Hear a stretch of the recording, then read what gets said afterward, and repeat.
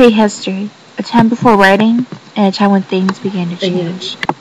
The key difference between humans to other species is language and abstract thinking.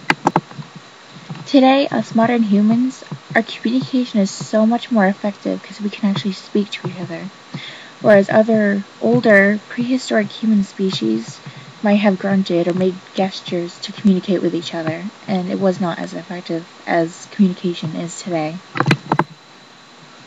With abstract thinking, us modern humans are much better at thinking outside the immediate situation, whereas human species such as Homo habilis spent millions of years chipping away at one side of a rock and could not advance as well as we can today. The first tool, which was unifacial, was made by Homo habilis, which was also known as handyman. They had a larger brain than other human species and was the size of a modern 2-year-old. They also walked upright. The first tool was a rock that was chipped on one side, and that's all they did for millions of years, but they never quite advanced.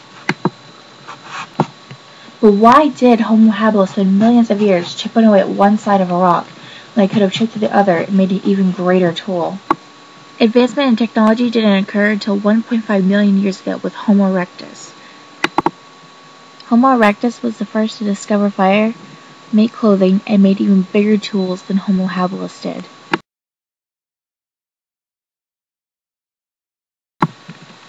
One of the greatest discoveries was Lucy, who was a hominid who lived 3.5 million years ago.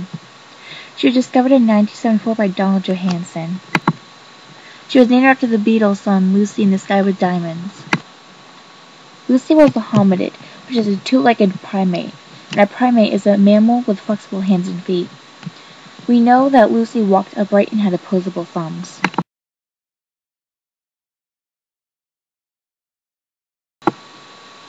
Neanderthals were not another race of Homo sapiens.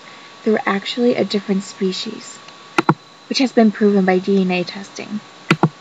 The most interesting thing about Neanderthals, and which is very much unlike other human-like species, is that they buried their dead and practiced altruism, which is caring for others, which is very much like us modern humans today. But after millions of years, Neanderthals suddenly disappeared. What happened to them? Were they taken over by Cro-Magnon, who were the first Homo sapiens in Europe? Cro-Magnon moved from Africa 40,000 years ago and took over Europe. They made the first art such as jewelry, sculpture, and cave paintings.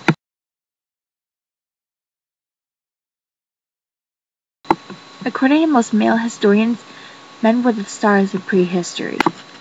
They see man as the hunter and provider, man as toolmaker, man as creator of humanity, man as creator of family and social organizations.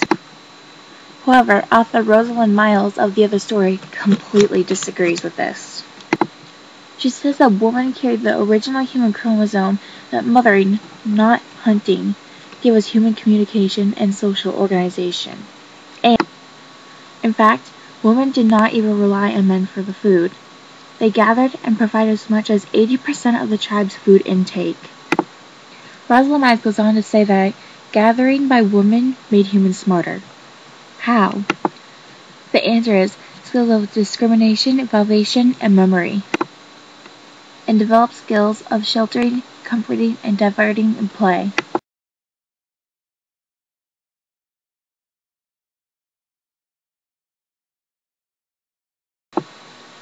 Women saved us from extinction. How? Menstruation. If women had only been able to get pregnant, say, twice a year, we would not be where we are today. Raising babies was difficult for prehistoric women. Why? Because there were no older women, they had heavier babies as we kept evolving. It took a long time to raise young, also.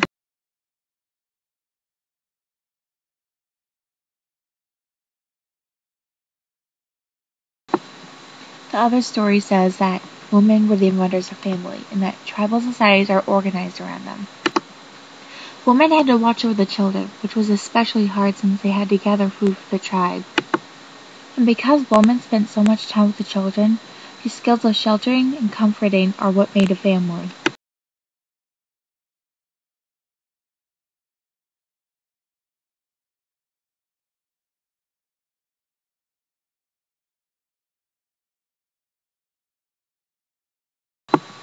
In 1940, 4 teenage boys discovered paintings in a cave called Cox in France. There are over 2,000 paintings in the cave, and they are 16,000 years old. Painting was not easy. You had to crawl for miles deep into the cave while trying to hold candles of animal fat with you. It was really dark as you got deeper into the cave, and someone had to watch the kids, so you had to bring them with you. It was really difficult work. They used reds, yellows, and blacks to outline their pictures. As far as materials go, they used animal blood, berries, mud, manganese, and charcoal mainly to do their drawings.